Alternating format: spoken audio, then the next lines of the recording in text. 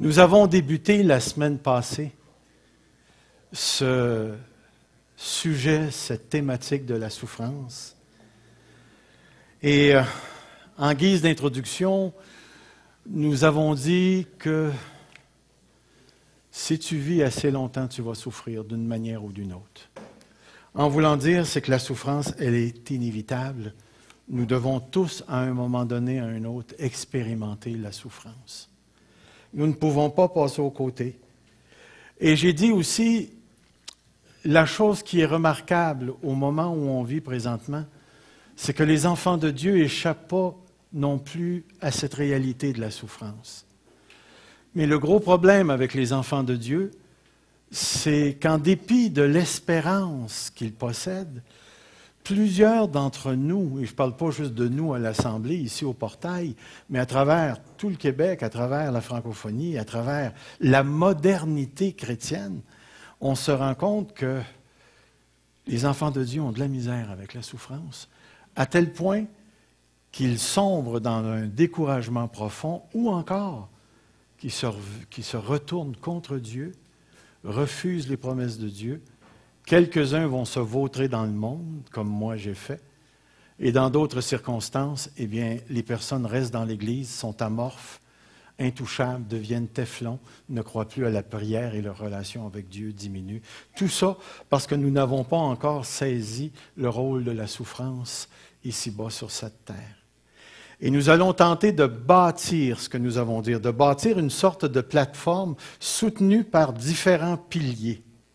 Et ces piliers-là sont des vérités qui nous sont données, qu'on va examiner, une, deux ou trois à la fois. Aujourd'hui, on va en voir une, mais qui est fondamentale pour être capable d'assimiler l'expérience de la souffrance dans notre conception chrétienne des choses. Ça peut paraître curieux ce que je vous dis, notre conception chrétienne de la souffrance. Vous comprenez ce que je veux dire par le mot « conception » ? Je parle de ça ici. La paire de lunettes avec laquelle on regarde et on interprète la totalité de la réalité. On en a tous une. Et plus ou moins dans ça, eh bien, dépendamment de ce qu'il y a dedans, nous allons relationner avec notre environnement d'une certaine manière ou d'une autre manière, dépendamment de ce qu'on croit. Dites-vous, si on commençait à prêcher que le spaghetti est du diable, pensez-vous que j'arriverais à convaincre quelques chrétiens que le spaghetti est du diable?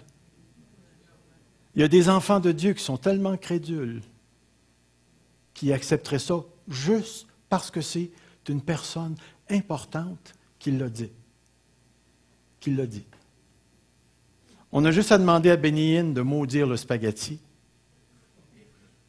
Et puis, il y a des chrétiens qui vont se mettre à maudire le spaghetti. Pourquoi? Parce qu'ils vont agir sans réfléchir. Et là, ça va entrer dans leur conception. Puis tous les frères et les sœurs qu'on va voir en train de manger du spaghetti, on va leur dire « Ha ha! Tu es du diable! » Les comportements, les paroles s'ajustent toujours aux croyances que nous avons. C'est immanquable. On est fait de même. Dieu nous a créés de cette manière-là. Ce que tu crois, tu le vis puis tu le pratiques. Même si tu ne sais pas ce que tu crois. Voyons donc, toi. Je te le dis. Voyons donc, toi. Je te le dis. La foi vient de ce qu'on... Arrêtez là, dites pas le reste. Parce que celui qui s'est fait dire qu'il était un niaiseux, un cave, qui ne fera jamais rien de bon dans sa vie par une personne significative comme son père, sa mère, ses profs d'école, ses mononcles, ses matants, ce gars-là ne va rien faire de bon dans la vie. Pourquoi? La foi vient de ce qu'on entend. La foi vient de ce qu'on entend. Quand tu passes ton temps à critiquer une personne, qu'est-ce que la personne va croire éventuellement au niveau de sa valeur personnelle? Yeah. Puis là, il y a toute une machine à l'intérieur qui va se mettre à combattre cette croyance-là, mais finalement, la croyance va s'installer dans la manière de voir, dans la manière de relationner, dans la manière d'agir. Puis ces croyances-là peuvent s'enfouir au-delà de la conscience, mais elles sont là en arrière, on les a entendues, on les a vécues, et on sait déclarer des choses sur soi-même par rapport à ces choses-là. Ça vous a jamais arrivé à vous autres, peut-être c'est arrivé juste à moi, à un moment donné, de se faire dire quelque chose de négatif, puis de vous en aller un petit peu plus loin, puis de dire, oui, c'est vrai, je suis vraiment niaiseux. Vous vous êtes déjà dit des choses comme ça? Ça rentre où, ça? Ça rentre dans la manière de voir le monde. Puis ce qui est intéressant, c'est que la paire de lunettes, des fois, elle se revire de bord, puis elle nous regarde. Attendez un petit peu.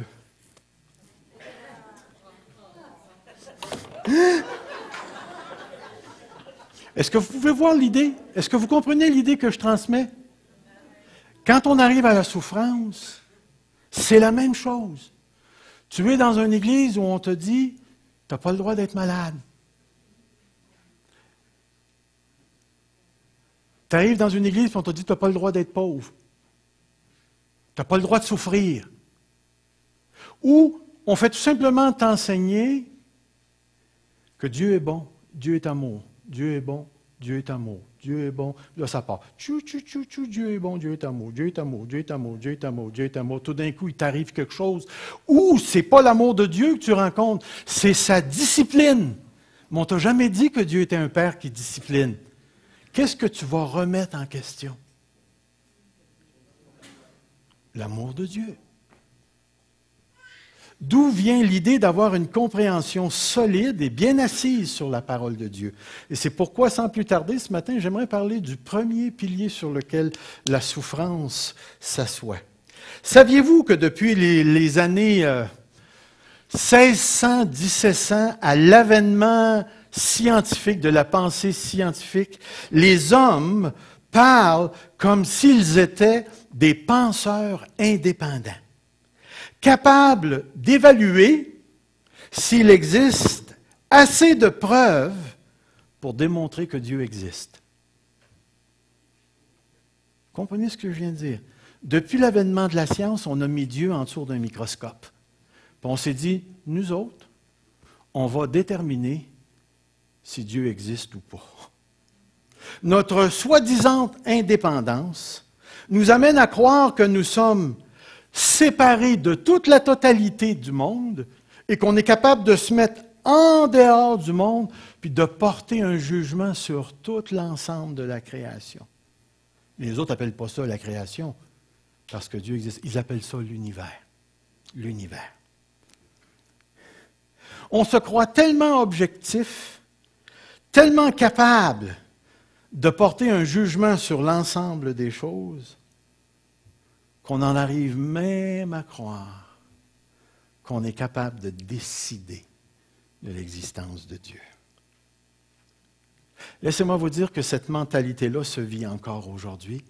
Vous la retrouvez dans les universités, vous la retrouvez dans le monde scientifique, vous la retrouvez dans le monde politique, vous la retrouvez dans le monde éducatif, vous la retrouvez partout, cette pensée où l'homme se croit capable de juger de l'ensemble des choses et de faire des déclarations divines sur la personne de Dieu. Vous rappelez-vous du Russe qui est allé dans l'espace? Et à un moment donné, il a regardé par le hublot et il dit « Je ne vois pas Dieu. »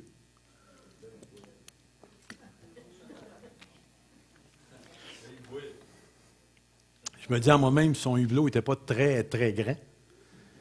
Mais l'idée, c'est qu'il a fait une affirmation que des millions de personnes feraient aujourd'hui.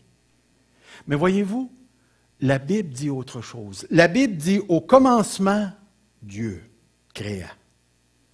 Si Dieu existait avant la création et qu'il a tout créé, et s'il n'y avait pas eu de chute, c'est-à-dire que l'homme n'aurait pas désobéi à Dieu. Pensez-vous qu'aujourd'hui, on se poserait la question à savoir si Dieu existe? Si l'homme n'avait pas péché, il aurait une connaissance adéquate de l'existence de Dieu. Le simple fait qu'on pose cette question-là démontre que quelque part dans la création, l'être humain s'est rebellé contre Dieu. La Bible dit autrement. La Bible dit autrement. Les premiers mots de la Bible sont un point de référence fondamental pour comprendre ce qu'on veut comprendre aujourd'hui. Au commencement, Dieu. Au commencement, Dieu. Lorsque la parole de Dieu commence de cette manière-là. Elle ne se pose même pas la question à savoir est-ce que Dieu existe ou pas. Elle affirme l'existence de Dieu et ça devient un point de référence. Elle affirme qu'avant la création, il n'y avait pas de deuxième Dieu qui maintenant fait la guerre au premier Dieu. Il n'y avait pas de Satan qui, soi-disant, posséderait des attributs semblables à celles de Dieu, où il n'y a pas de principe avant la création qui permet de maintenir l'équilibre entre le bien et le mal, le yin et le yang. Ça yin, ça yang. De cette manière-là, tu as l'équilibre. Non, non, non, non. En d'autres mots, la parole de Dieu, dès le début, affirme que Dieu est le seul de sa catégorie et tout ce qui, remarquez, tout ce qui n'affirme pas cette vérité est rébellion contre Dieu. Rébellion contre Dieu. Par exemple, si je vous mentionne le panthéisme, ça n'a rien à voir avec l'Halloween en passant. Le panthéisme, c'est la théologie qui affirme que tout est Dieu. Ce matin, Dieu a levé ses bras. Tout est Dieu. Tout est Dieu. Pan veut dire tout, théisme veut dire Dieu. Tout est Dieu. Ce sont généralement les religions orientales. Est-ce que c'est vrai que tout est Dieu? Pas vrai. Pas vrai. Prenez par exemple le panenthéisme. Panan veut dire tout, en veut dire dedans, théisme, Dieu. Tout est en Dieu. Voyez-vous, cette partie-là, elle est assez spéciale parce qu'elle enseigne que tout est Dieu, mais qu'il y a une partie de Dieu qui n'est pas tout est Dieu. Dieu est à la fois tout ce qui est création et Dieu est plus grand que la création. De sorte que vous avez en Dieu une partie très stable, puis vous avez une partie en flux. Dieu est bipolaire. Il y a deux pôles. Un pôle qui ne bouge pas, un pôle qui bouge beaucoup. Mais tout ce qui est dans le pôle qui bouge beaucoup sert à éduquer Dieu. Pouvez-vous vous imaginer? Pour éduquer Dieu, Dieu n'est pas omniscient, il découvre dans sa partie flux, bougeante, des choses qu'il ne savait pas. Et savez-vous ce que ça veut dire? Ça veut dire que Dieu est en train d'apprendre le bien et le mal. Parce que si tout est en Dieu, la personne qui aujourd'hui va se faire violer va servir pour éduquer Dieu. Celui qui va se faire assassiner cette semaine va éduquer Dieu. Puis je vais vous en lâcher encore une meilleure que ça. Si Satan s'approche de vous, laissez-vous tenter. Parce que ça l'instruit Dieu. Voyez-vous, quand tu te mets à tirer des conclusions de cette nature-là, tu arrives à des raisonnements complètement stupides. Et tous ces raisonnements-là viennent défier ce que la parole de Dieu affirme au début. Et pourquoi je pose cette fondation-là? C'est parce que la souffrance arrive dans ce contexte-là. Dieu. La souffrance ne se fait pas à côté de Dieu, l'autre côté, au-dessus de Dieu, et ainsi de suite. Dieu est l'origine de tout. Je ne dirais pas l'origine de la souffrance, mais Dieu est l'origine de tout. Et Dieu voit cette souffrance-là. Au commencement, Dieu. Deuxième chose que Dieu a faite. Encore une fois, les premiers mots de la Bible. Au commencement, Dieu créa. Par un acte d'un Dieu qui est seul de sa catégorie, qui est tout à fait unique, Dieu a parlé et la chose a été, fut.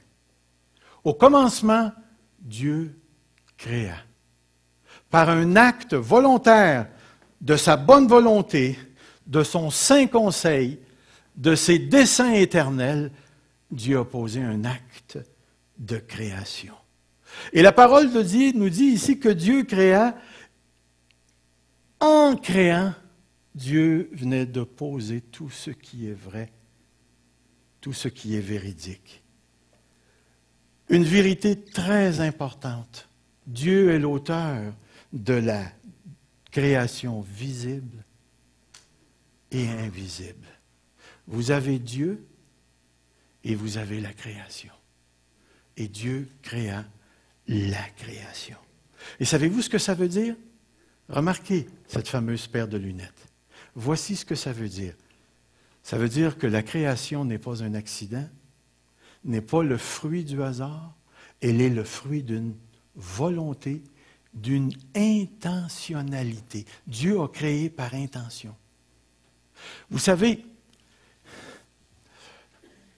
admettons, vous surprenez votre enfant en train de voler dans la boîte de biscuits. OK? Vous le pognez sur le fait, là. Puis là, vous lui dites, mais pourquoi t'as volé?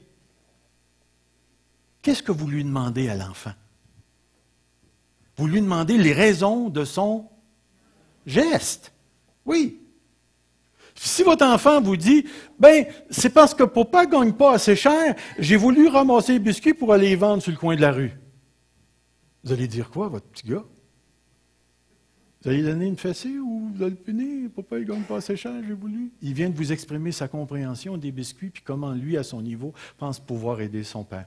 Ou bien le petit gars vous dit, ah, c'est parce que je veux me mettre chum avec petit Paul, puis je veux l'acheter par le moyen des biscuits. Ou bien il vous dit, maman, j'avais juste faim, je n'avais pas l'intention de voler, j'ai pris des biscuits. Il peut y avoir une multitude. Aussitôt que vous posez la question, pourquoi? Vous avez l'intentionnalité. Dieu a créé, pourquoi selon vous? Pourquoi Dieu a-t-il créé? Il y a juste une raison pour laquelle Dieu a créé. Elle nous est donnée dans sa parole. Tout est de lui, par lui et pour lui. Dieu a tout créé pour sa gloire. Pour sa gloire.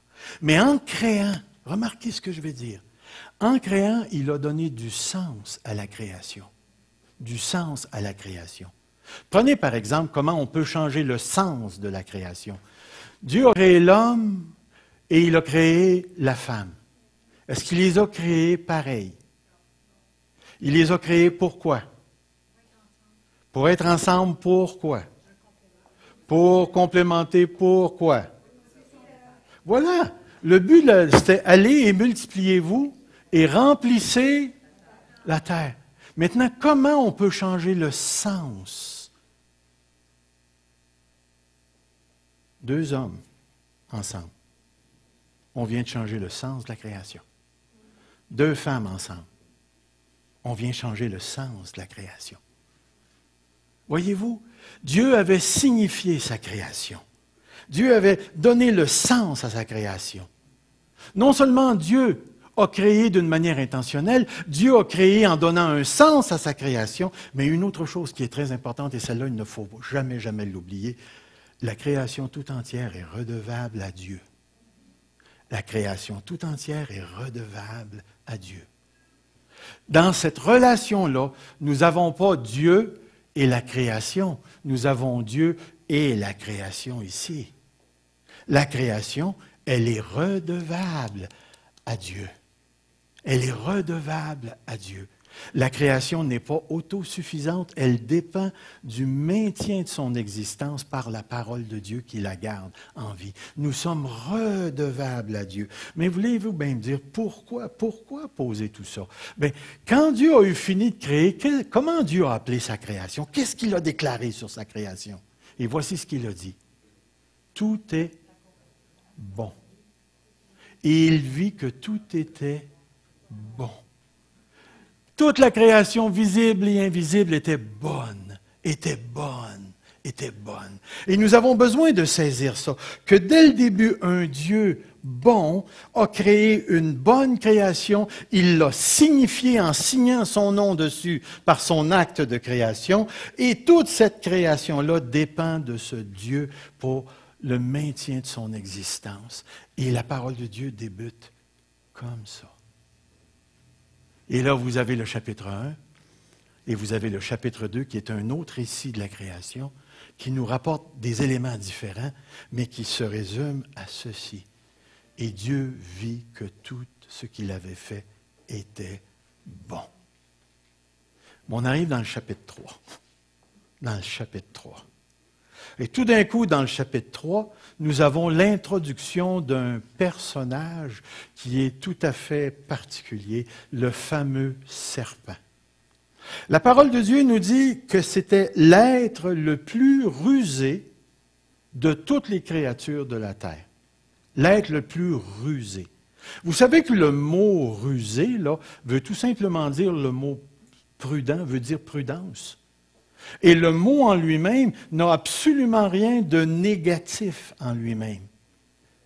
Vous vous rappelez, on a déjà parlé sur ce mot, lorsque Dieu nous a envoyés au milieu des loups, alors il nous a dit, soyez donc prudents comme des serpents et simples comme des colombes. Mais le mot prudent n'a rien de négatif. Il fait référence à ses habiletés intérieures où on est capable de capter la situation et de réagir dans cette situation-là. Toutefois, lorsque le mot est associé à des éléments négatifs, c'est ce mot-là, là, toutes ces habiletés-là intérieures se transforment et décrivent la ruse. En anglais, ils ont un beau mot pour ça, c'est appelé craftiness, qui veut dire, tu sais, quand on dit à quelqu'un, fais attention, il est wise. Fais bien attention, il est wise. C'est ça qu'on veut dire ici. C'est une personne qui est capable de manipuler les circonstances selon ses propres prédispositions mauvaises. Et ici, le serpent, ce qu'il symbolise, nous le savons tous, s'avance dans un terrain tout à fait particulier pour parler à l'être humain, pour parler à l'être humain. Vous savez, ce qui est intéressant et ce qu'il faut retenir ici, c'est que par ses habiletés mauvaises, Satan va s'engager dans une conversation. La Bible ne nous parle pas de l'origine du serpent. La Bible ne nous dit pas d'où vient le serpent, mais la Genèse nous donne une information qui est très, très, très importante. Et manquez pas ça, parce que j'en ai besoin pour où est-ce que je m'en vais, pour où est-ce que je m'en vais. La parole de Dieu nous dit ici, le serpent était le plus rusé de tous les animaux des champs que l'Éternel avait fait. Remarquez, on a dit tout à l'heure qu'il y a Dieu, mais il n'y a pas aux côtés de Dieu un autre Dieu. Un petit ou un grand Dieu, un principe, le yin ou le yang. Il y a Dieu et il y a la création. Et d'où vient Satan? Vient-il d'en dehors de la création ou vient-il dedans la création? Il vient du dedans de la création. Et vous allez voir à quel point c'est important. C'est important.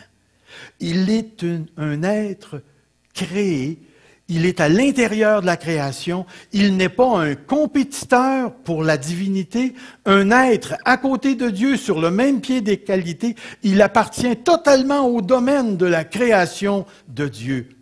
Cela élimine plusieurs options. Le mal n'a pas son origine à l'extérieur de la création. C'est tellement, tellement, tellement important. Le yin et le yang n'existaient pas avant Dieu. Le mal n'est pas dans l'essence de la création. Parce que vous allez avoir des philosophies qui vont vous approcher, puis qui vont vous dire, le mal, c'est ça ici, c'est la création. Vous avez les Grecs qui disaient que tout ce qui est matière est mauvais, et seul ce qui est de l'esprit est pur et libre du mal. Pas vrai, pas vrai. Une troisième chose, le mal ne vient pas de Dieu. Et remarquez bien ce que je vais dire. Il ne peut pas provenir des arbres, des chiens, des fleurs, des poissons. Il ne peut provenir que de la créature rationnelle. Remarquez ce que je venais de dire. Vous ne verrez jamais une fleur au pied de la croix dire « Oh Seigneur, je me repens ». Vous ne verrez jamais un chien se mettre à genoux devant Jésus et dire « Seigneur, j'ai péché contre toi, même si je te mords. » La seule chose que tu vas voir au pied de la croix, c'est des êtres humains ou des anges qui ne seront pas au pied de la croix, mais qui ont péché contre Dieu. Et ça nous met en piste pour la prochaine chose. Vous rappelez-vous, Vous vous rappelez sans doute de l'histoire. Vous rappelez-vous comment Satan a approché Ève?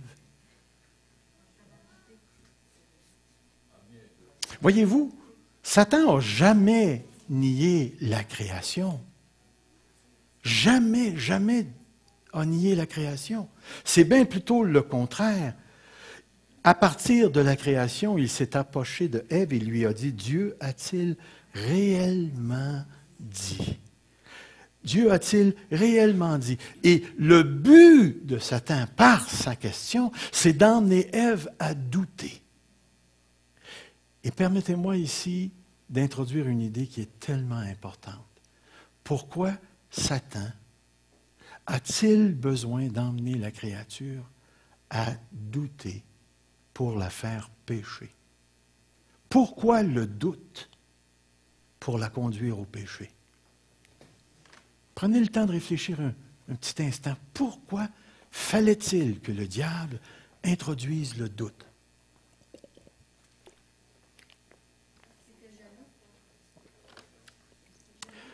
Le problème n'est pas avec le diable. Le problème est avec l'humain. Qu'est-ce qui se passe quand une personne doute?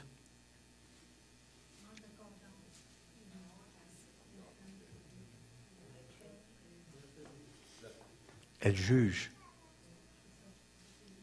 Elle juge. Elle juge. Et dans le cas ici, le doute avait pour but, puis remarquez la question, le but du doute était de juger Dieu. Dieu, là je mets l'emphase, Dieu a-t-il réellement dit? Ici, ce n'est pas une analyse de la question ou du commandement posé par Dieu. C'est une analyse de Dieu lui-même. Dieu a-t-il réellement dit? Le doute, mes amis, a la capacité de nous transformer en juges de Dieu.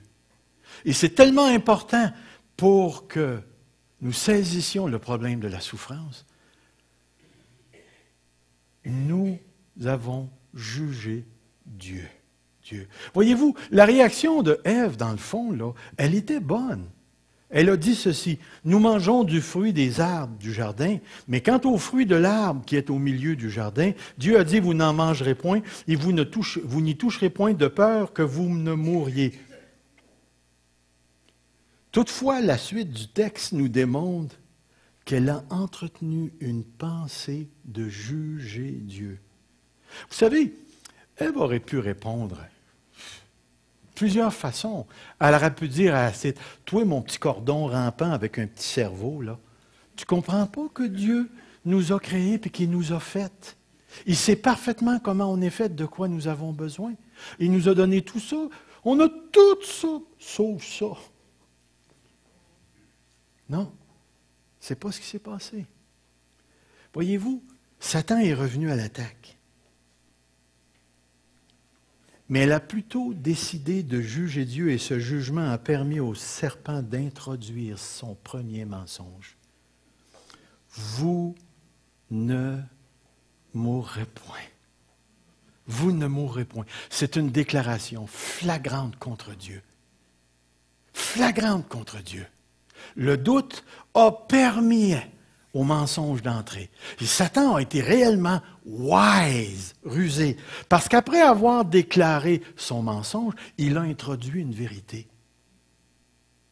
Vos yeux vont s'ouvrir, puis vous allez être comme Dieu, comme des dieux, pour la connaissance du bien et du mal. Est-ce qu'il a menti? Il n'a pas menti, mais il revient à l'attaque après ça en disant, vous serez comme des dieux. Mensonge, vérité, mensonge. La table est mise et maintenant, Adam et Ève ont goûté aux fruits défendus. Et à cause de cela, il s'est passé quelque chose de créationnel. Manquez pas ce que je suis en train de dire. D'une part, vous avez un être céleste qu'on appelle un ange déchu, qui est le diable, symbolisé par le serpent. Et vous avez Adam et Ève, qui sont des êtres humains. Et c'est dans une relation céleste terrestre, à l'intérieur de la création, qu'est né le mal. Comprenez bien, au début, Dieu déclare « Voici, tout est bon ». Il n'existe rien à l'extérieur de la création si ce n'est que Dieu. Si ce n'est que Dieu. Alors, tout se passe à l'intérieur de la création. Satan est dans la création, Adam et Ève sont dans la création. Et l'être humain, après avoir tombé devant Dieu, va acquérir une connaissance qu'il n'avait jamais eue auparavant. Maintenant, Dieu connaît. C'est-à-dire, Adam et Ève connaissent le bien et le mal. Quelle est la différence entre la connaissance de Dieu, du bien et du mal, et la connaissance d'Adam et Ève? La réponse est simple. Dieu connaît tout sans avoir vécu l'expérience. Dieu n'est pas obligé d'expérimenter une chose pour la connaître.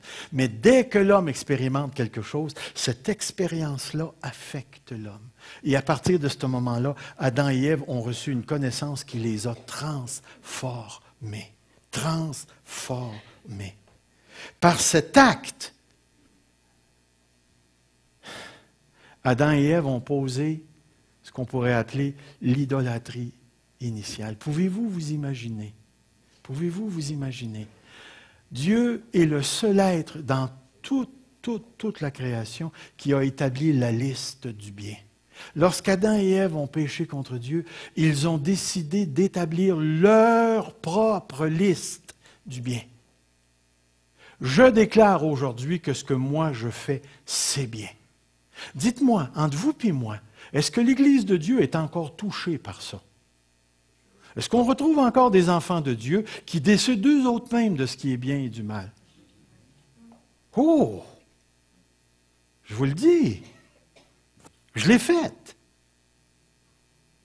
Est-ce qu'on justifie encore nos choses? Sommes-nous encore touchés par ça? Définitivement. Voyez-vous, lorsqu'Adam et Ève ont péché, si on avait le temps, on pourrait regarder en profondeur Romains chapitre 5, le verset 12 qui dit « Comme par un seul homme, le péché est entré dans le monde. Le péché est entré dans le monde. » Remarquez bien, il est entré quelque chose dans ce monde qui n'existait pas ni en dehors de la création et ni dans la création. Et comme par un seul homme, le péché est entré dans le monde et par le péché, la mort. Et ainsi la mort s'est étendue sur tous les hommes parce que tous ont péché. Dites-moi, est-ce que nous mourrons parce que nous sommes dans un processus d'évolution naturelle? Est-ce que c'est normal de venir au monde, d'arriver à 75, 95, 100 puis mourir? Est-ce que c'est normal? La réponse, c'est non.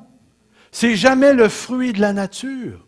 La parole de Dieu nous dit que la mort est une condamnation. Si on meurt, c'est parce que quelque part, on participe à la condamnation. Comme par un seul homme, le péché est entré par le péché, la mort, et que la mort s'est étendue sur tous les hommes parce que tous ont péché. Voyez-vous, le geste d'Adam et Ève ont fait entrer quelque chose dans la création et à travers ça, voici maintenant que nous sommes touchés, nous sommes impliqués, nous appartenons. Faites juste regarder le début de la Bible. Vous commencez après la chute et vous voyez le mal est entré dans la création. Vous rappelez-vous de l'histoire de Caïn et d'Abel? Le premier meurtre de la création. Vous savez ce qui s'est passé au chapitre 4? On a la première généalogie, c'est-à-dire chapitre 4, c'est... comment ça s'appelle ce gars-là? Il y a eu 2 femmes. Lémec, 2 femmes. La polygamie est introduite.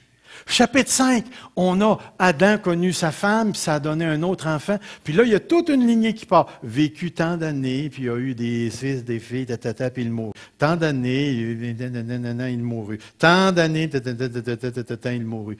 On a un témoignage flagrant que la mort est entrée, que la mort est entrée, que la mort est entrée, que la mort est entrée, continuellement. Et on a-tu besoin d'aller plus loin? Vous connaissez les 12 patriarches? Comment est-ce qu'ils ont assassiné celui qui avait voulu marier sa sœur? Est-ce que vous vous rappelez de Judas qui a couché avec sa belle-fille? On pourrait aller plus loin. Ruben a couché avec une des femmes de son père. La haine des 12 frères, des 11 frères contre Joseph. On pourrait-tu parler du livre des Juges? Est-ce qu'il faut continuer avec David? Coudon, il y en a-tu un dans la Bible qui a fait correct? Ah, vous avez Abraham. Mais non, même lui, il a essayé de vendre sa femme.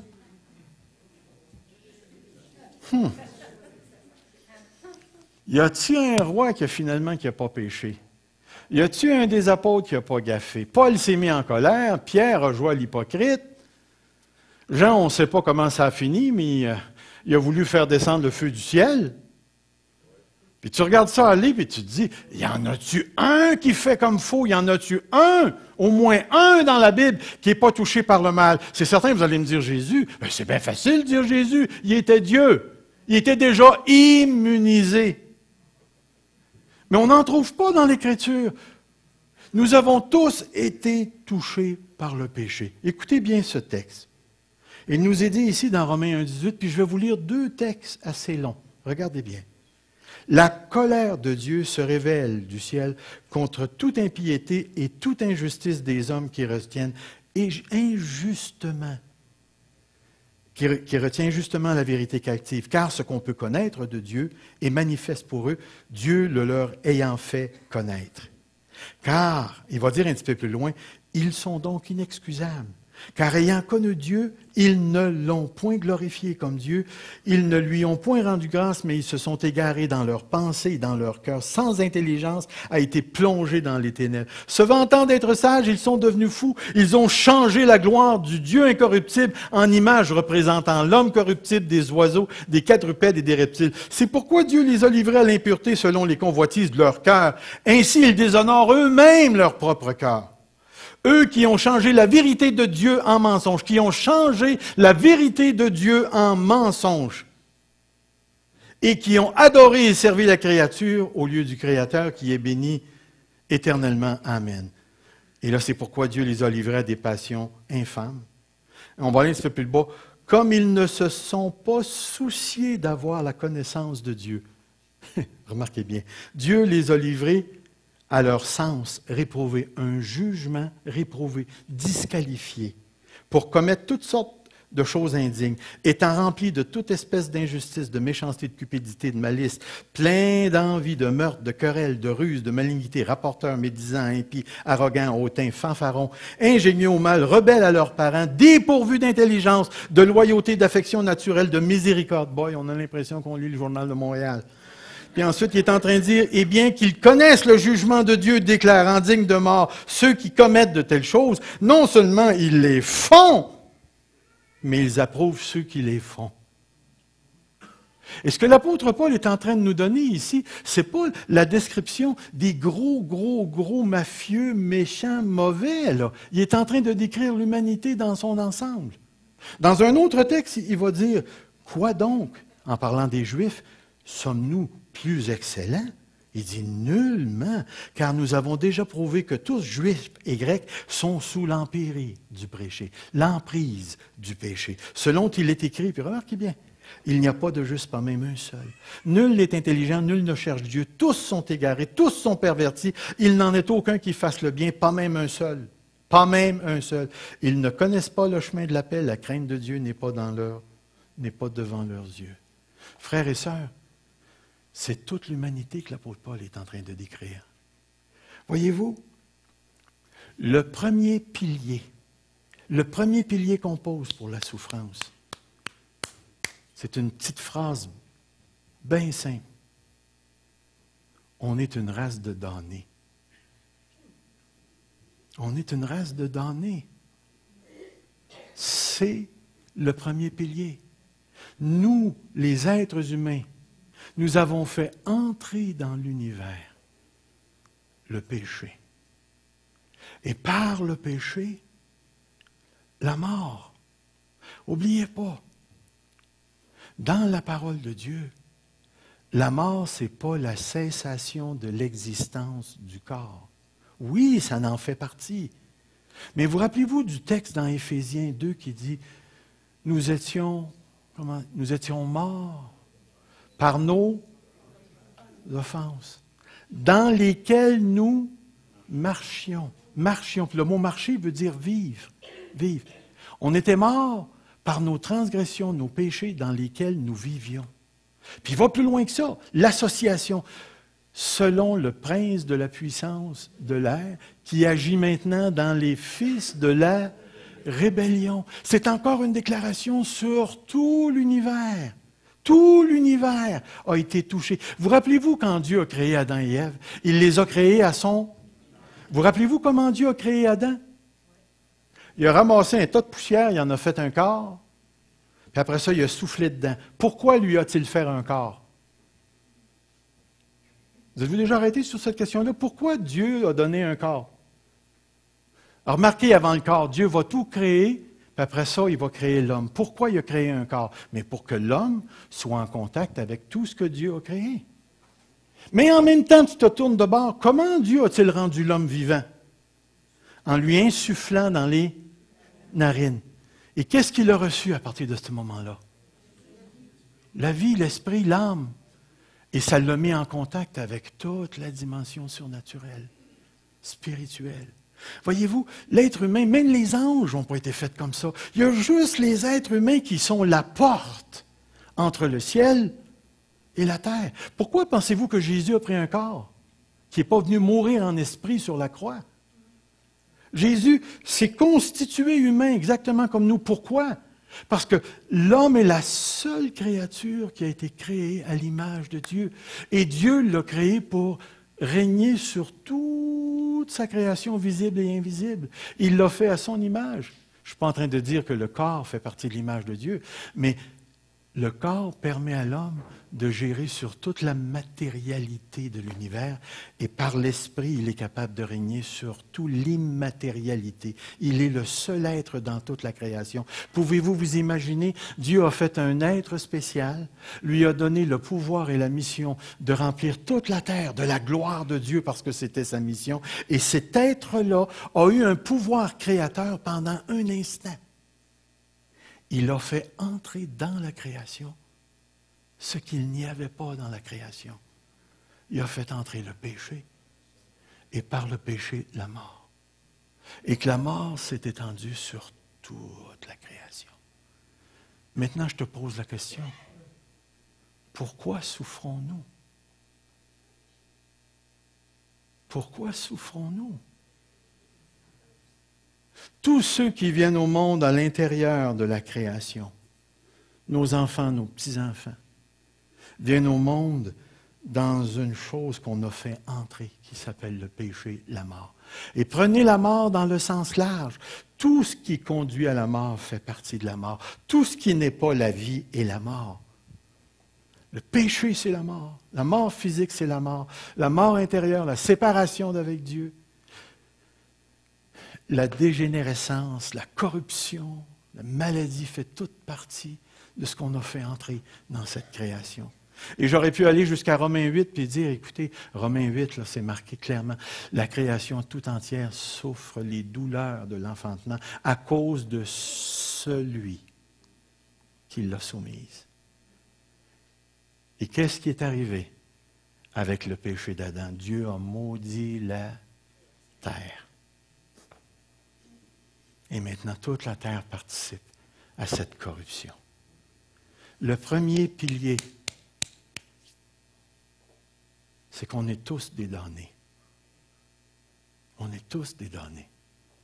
On fait tous partie d'Adam. C'est pour ça que je vous dis, c'est le premier pilier. Il va en avoir d'autres.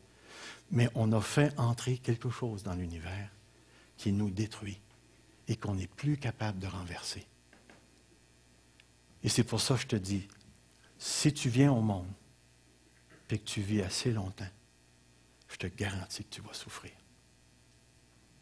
Tu vas souffrir parce qu'on a décidé de souffrir et que maintenant on n'est plus capable de décider de ne pas souffrir. Le premier pilier, c'est qu'on a fait entrer nous-mêmes dans la création ce qui aujourd'hui nous détruit. Ce qui nous détruit. Et à cause de cela, nous sommes tous sous la condamnation qui vient avec l'entrée du péché dans le monde. Premier pilier, nous sommes une race de damnés. De damnés. Ça fait drôle de laisser une assemblée sur ça, hein? Bon après-midi, ma gang de damnés. Attendez, c'est pas fini. Oubliez pas qu'il y a d'autres piliers, là. Bon, c'est pas fini. Je vais demander à Julie de venir. Vous vous rappelez qu'à chaque fin de prédication, je demande au moins à une personne de nous dire un tout petit peu ce qu'elle a expérimenté dans la souffrance. Et en parlant avec ma fille, eh bien, elle avait quelque chose à dire. Vas-y, Julie. Je te donne ça. Je t'enlève ça. Bonjour. Oh, attends, il va t'allumer en arrière. Bonjour. Moi, ma première grande expérience avec la souffrance a vraiment été un point tournant dans ma vie. Puis c'était vraiment la même expérience que mon père, sa crise. Encore la faute du père, hein? Toujours. Mais la crise ou la dépression d'une personne dans la famille, ça touche à tout le monde. Et pour nous, ça a vraiment été quelque chose qui a changé notre famille. Moi, je suis l'aînée dans ma famille.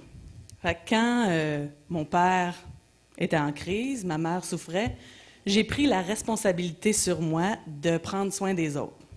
Ceux qui sont l'aîné, vous savez que c'est un peu naturel, ça.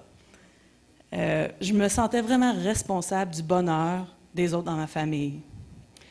Puis à la place d'aller vers Dieu avec ma propre souffrance, j'avalais mes émotions et je m'occupais des autres.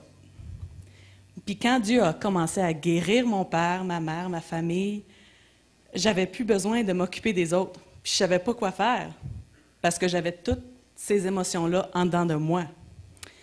Fait que j'ai réalisé que j'étais devenue une personne pleine d'amertume, avec un cœur très dur. J'étais tellement fâchée contre Dieu. Pourquoi est-ce qu'il avait fait ça à une famille qui l'aimait, une famille qui voulait juste le servir?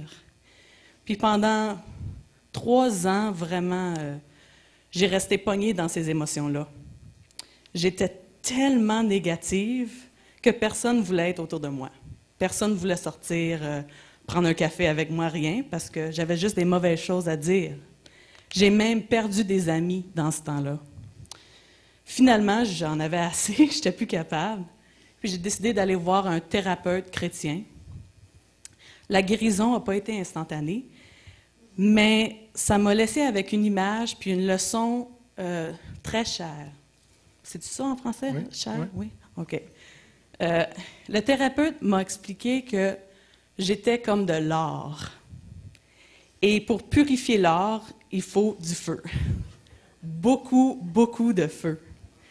Puis quand on réchauffe l'or, on chauffe l'or, les imperfections, les défauts montent à la surface. C'est plus facile de les enlever comme ça. Puis la purification prend plusieurs chauffages. Parce que juste chauffer une fois, c'est pas assez. Puis dans la vie, Dieu, des fois, il allume des feux pour que nos blessures, pour nos imperfections montent à la surface, pour que ce soit plus facile à les enlever. Quand ça monte, toutes sortes d'émotions sortent de nous. Souvent, pas des très positives. C'est comme si notre nature humaine se bat contre Dieu. Mais quand on le laisse faire son travail, lui, il enlève un peu de nos imperfections, un peu de nos blessures, chaque fois. Puis il est en train de nous purifier avec la souffrance. J'ai trouvé beaucoup de passages, de versets dans la Bible qui parlent qu'il faut qu'on se réjouisse dans notre souffrance, comme Romains 5:3, 1 Pierre 4:13 ou Colossiens 1:23, ça dit « Réjouissez-vous dans la souffrance ». Puis on ne se réjouit pas parce que ça fait mal. On se réjouit parce que Dieu, par la souffrance, est en train de nous purifier. C'est ça que moi j'ai appris. C'est bon, c'est bon.